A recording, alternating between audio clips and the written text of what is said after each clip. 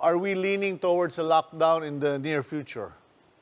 As of the moment, ano ito siyempre step-by-step process yan. No? Lockdown is nasa pinaka-last na siguro yan. That's the last recourse and that's the last option. There are other options also that we're looking at that not necessarily needs a lockdown. No?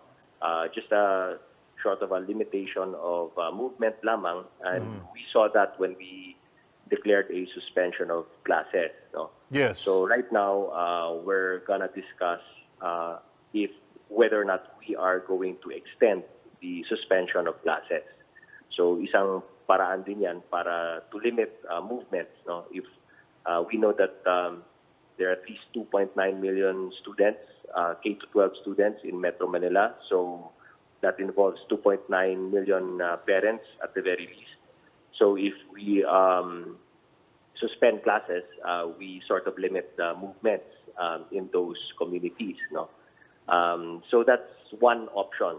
The other option that we're looking at also is what about work? No? Yes. So we already talked about a 4-day work week as one of the options yesterday. And in fact, late yesterday, the Civil Service Commission already issued the interim guidelines for a 4-day work week, leaving it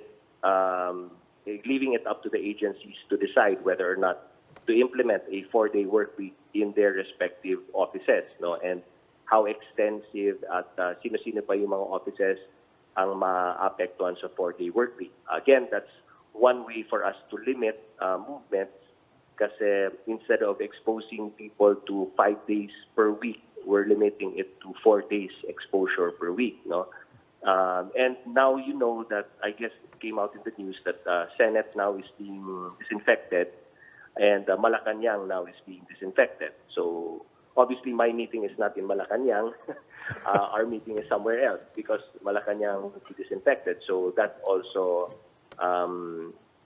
that limits also yung paano yung mga empleyado ng Malacañang at Senado. Obviously, they cannot go in while it's being disinfected. So, dun papasok yung work from home.